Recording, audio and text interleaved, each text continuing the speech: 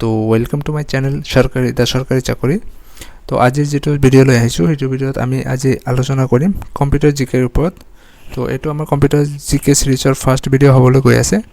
তো video start কৰাৰ আগতে আমি এবাৰ কৈ দিওঁ যদি ভিডিওটো ভাল লাগে বা কোৱেশ্চনবোৰ ইম্পৰ্টেণ্ট ফিল কৰে ভিডিওটোক লাইক কৰিব, চেনেলটোক সাবস্ক্ৰাইব কৰিব। আৰু আপোনাৰ কেতিয়াবা লাইফত এক্সাম দিছে যদি কোনটো এক্সামৰ লগত কোনটো কোৱেশ্চন কমন পৰিছিলে কাইন্ডলি মেসেজ কৰিব বা কমেন্ট কৰিব, আমি হেতুত মোটিভেট হৈ থাকিম। তো পলম নকৰাকে বলক ভিডিওটো ষ্টাৰ্ট কৰোঁ। তো ফাৰ্ষ্ট ওয়েলকাম জনাইছে কম্পিউটাৰ জিকে সেশন পাৰ্ট 1 কোনে কৰিছে প্ৰেজেন্টেড বাই দা সৰকাৰি চাকৰি। এইটো এটা অনলাইন টিচিং ক'ব পাৰা বা অনলাইন ওয়েবসাইট আছে, ইহঁতৰ কিবা ভিডিও পোস্ট বা নোটিফিকেশন পোস্ট কৰি থাকে, চেক কৰিব পাৰে, লিংক তলত দিয়া থাকিব। তো ফার্স্ট যেটো কোশ্চেন আছে, which of the following is considered the brain of a computer. তো এটোৰ যদি মই অসমীয়াত কৈ দিওঁ তো তলৰ কোনটোক আমি কম্পিউটাৰ ব্ৰেইন বুলি কওঁ। তো আমাৰ অপশন কি দিয়া আছে, অপশন আমাৰ দিয়া আছে চাৰিটা। First CPU, second ROM, third RAM, fourth motherboard. তো ইয়াৰ পৰা কাৰেক্ট আনসাৰ কোনটো হ'ব যদি কোনোবাই জানা কমেন্ট কৰিবা। মই এবাৰ কৈ দিছোঁ কাৰেক্ট আনসাৰটো হ'ব সিপিইউ।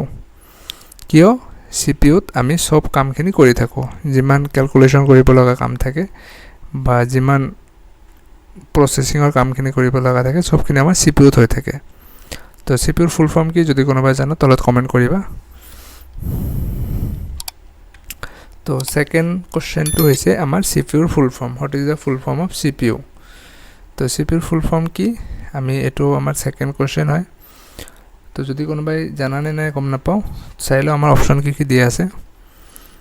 আমাৰ ফাৰ্স্ট অপশনটো দিয়া আছে কম্পিউটাৰ প্ৰসেসিং ইউনিট, যেটো নহয়, আৰু এটা আছে সেন্ট্ৰাল পাৱাৰ ইউনিট হ'ব পাৰে। থাৰ্ড অপশনটো আছে সেন্ট্ৰাল প্ৰসেসিং ইউনিট আৰু ফোৰ্থ আছে কন্ট্ৰোল প্ৰসেসিং ইউনিট। তো কোনোবাই জানা যদি ক'ব পাৰা, এটো এনসাৰ হ'ব থাৰ্ড নম্বৰটো সেন্ট্ৰাল প্ৰসেসিং ইউনিট। যদি কোনোবাই নোট কৰিব বিচাৰা নোট কৰিব পাৰা। থার্ড কোশ্চেনটো হৈছে which of the following is an example of N input device.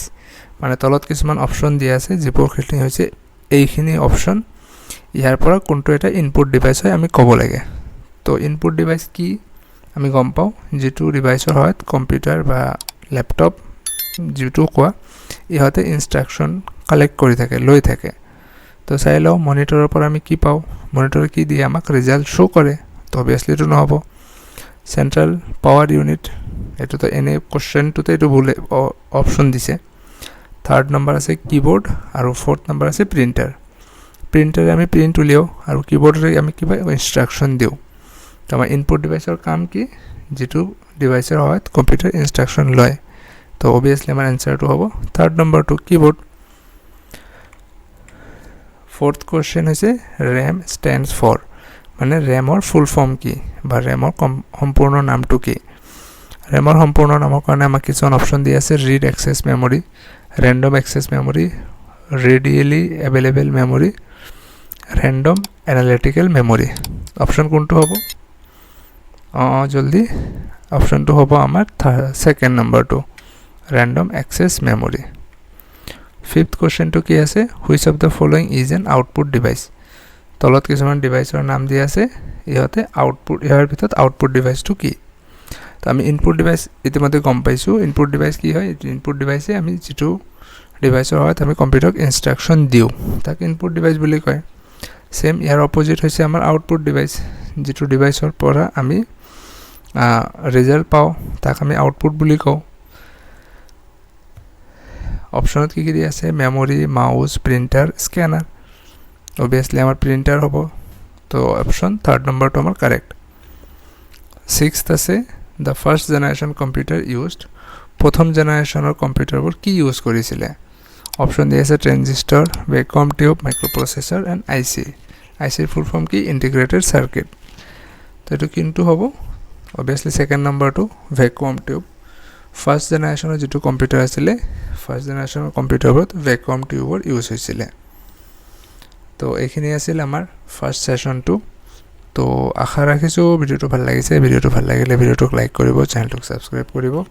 যদি আপোনালোকৰ কিবা মন্তব্য থাকে অবভিয়াছলি মোক কমেণ্ট কৰিব, মই সেইটো শুধৰাবলৈ চেষ্টা কৰিম।